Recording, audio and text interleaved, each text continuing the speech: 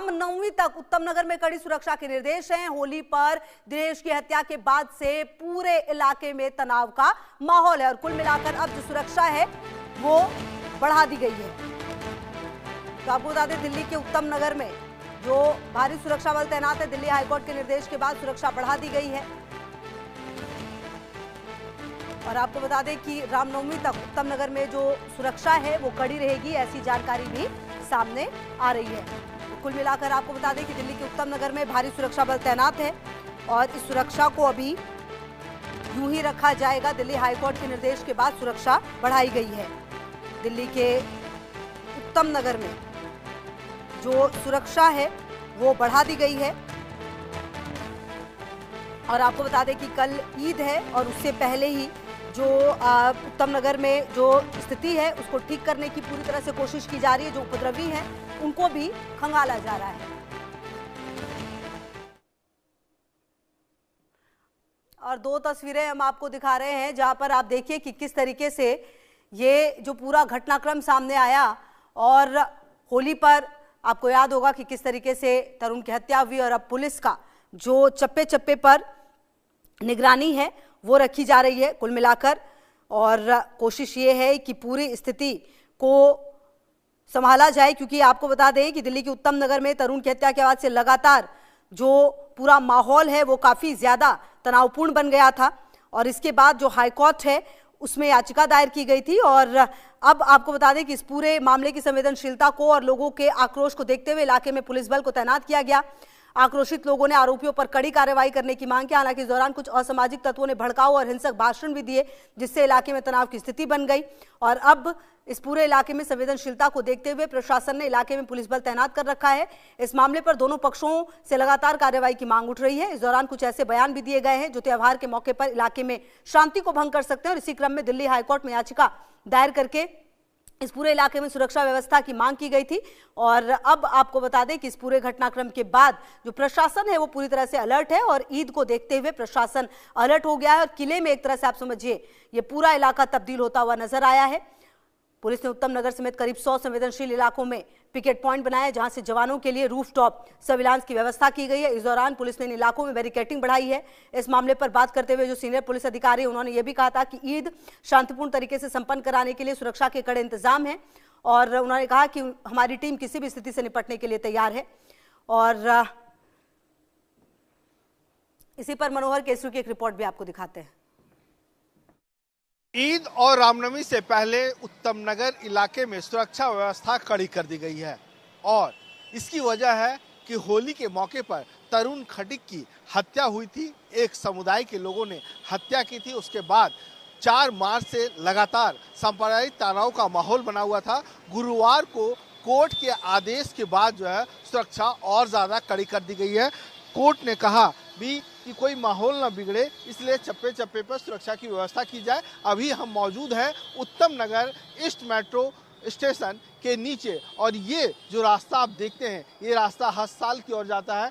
सामने उत्तम नगर थाना है और यहाँ पर आप देखेंगे सीआरपीएफ के जवान, दिल्ली पुलिस के जवान तैनात किए गए हैं और हर जगह बैरिकेडिंग की गई है। द्वारका जिले में आता है, जो द्वारका पुलिस स्टेशन का जिला है, उनमें 100 अलग अलग जगह पुलिस पॉइंट्स बनाए गए हैं, पिकेट्स बनाए गए हैं, ताकि अगर कुछ इस तरह के अनहोनी हो तो तुरंत डिप्लॉय किया जाए। और लगातार सीआरपीएफ के जवान जो है सो फ्लैग मार्च कर रहे हैं, क्योंकि यहाँ से कुछ ही फासले पे उस दिन घटना घटी थी होली के मौके पर और तरुण खटीक की हत्या की गई थी। हत्या की वजह ये बताई जा रही है कि एक बच्ची ने गुब्बारा फेंका पानी का और उसके बाद दूसरे समुदाय को लगा और फिर दूसरे समुदाय के लोगों ने जा करके तरुण खटीक की हत्या कर दी, जिसकी वजह से इस इलाकों में काफ़ी ज़्यादा तनाव का माहौल था। लेकिन अब देखिए लगातार जो है पुलिस जो है सो फ्लैग मार्च कर रही है, शांति बनाने की अपील की जा रही है। और यहाँ पर आप देखिए क्योंकि 21 मार्च को ईद है और ऐसे पे यहाँ पर दुकानें भी खुली हुई है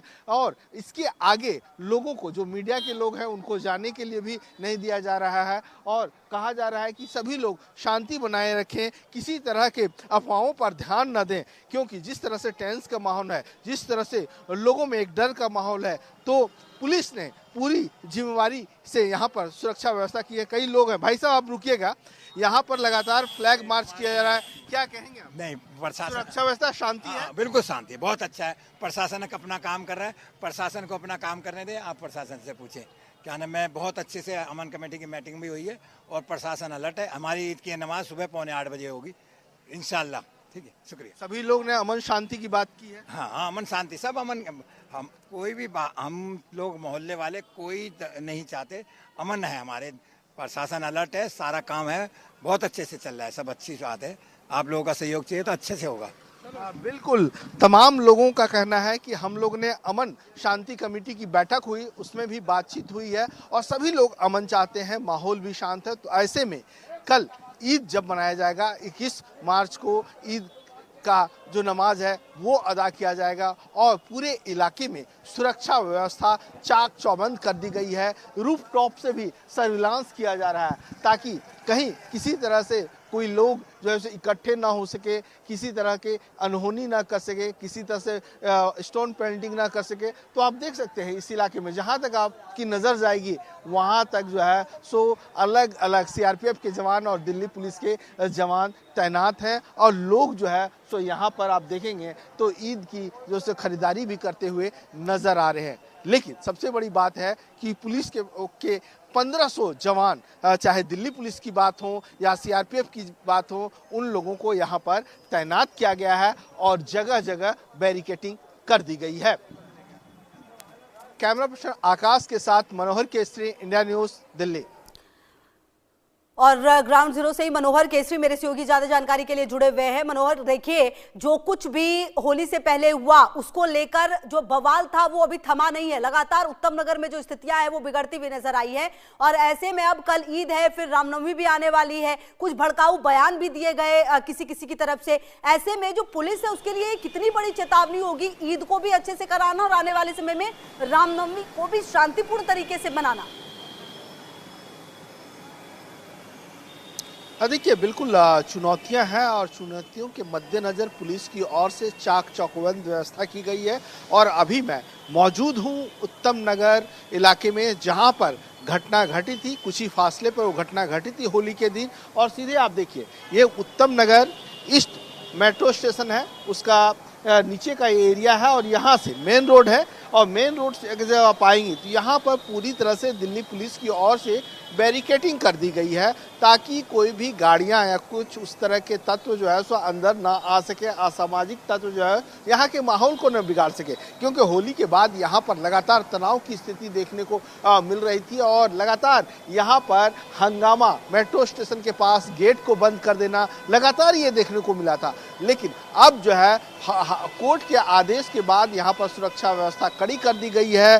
कुछ ही घंटे बचे हुए हैं, ईद का चांद दिखेगा, उसके बाद कल ईद मनाया जाएगा। तो यहाँ पर आप देखिए दिल्ली पुलिस के साथ साथ सीआरपीएफ के जवान भी तैनात कर दिए गए हैं। और सीधे मैं अगर इस और अपने दर्शकों को दिखाऊं तो ये आप देखिए सीधे अगर मेट्रो स्टेशन जो ईस्ट है उत्तम नगर का, यहाँ से सीधे अगर आप आगे बढ़ेंगे तो यहाँ से कुछ ही फासले पर करीब 600 से 700 मीटर की दूरी पर काली बस्ती है, वहाँ पर घटना को अंजाम दिया गया था, तरुण की हत्या कर दी गई थी और उसके बाद इस इलाके में सांप्रदायिक तनाव देखने को मिल रहा था। लेकिन अब यहाँ पर लगातार सीआरपीएफ की ओर से फ्लैग मार्च किया जा रहा है और फ्लैग मार्च के बाद जो है तो स्थिति शांतिपूर्ण है। ये आप देखिए यहाँ पर ये उत्तम नगर का थाना है और यहाँ से सारा डिप्लॉयमेंट किया गया है क्योंकि द्वारका जिला पुलिस स्टेशन पड़ता है। द्वारका जिला में अलग अलग जगहों पे 100 पिकेट्स इस तरह के बनाए गए हैं, 1500 जवानों को तैनात किया गया है। मैं अपने कैमरा पर्सन को कहूंगा कि ये दूसरी साइड भी दिखाएं। ये आप देखिए यहाँ पर भी दिल्ली पुलिस सीआरपीएफ के इधर भी बैरिकेडिंग कर दी गई है और आगे का जो रास्ता है वो आगे का रास्ता जो हस्साल होकर के जाता है वहां पर बंद कर दिया गया है क्योंकि ये मछली मार्केट कहलाता है और यहाँ पर आप देखेंगे पूरी शांति है। यहाँ से कोई भी उस तरह की गाड़ियाँ आ नहीं सकती है, उन्हें अलाउ नहीं किया गया है। और आगे अगर आप जाएंगे तो आगे आप देखिए आज आखिरी रमजान का दिन है, आज चांद दिखना है, तो ऐसे में दुकानें खुली हुई है, लोग तरह तरह के जो पकवान होते हैं वो खरीद रहे हैं। कुछ ही देर पहले यहाँ पर अमन शांति कमेटी की बैठक हुई उसमें भी फैसला लिया गया कि कल सुबह 8:30 बजे नमाज अदा किया जाएगा। माहौल पूरी तरह से शांत है, लोग तरह तरह की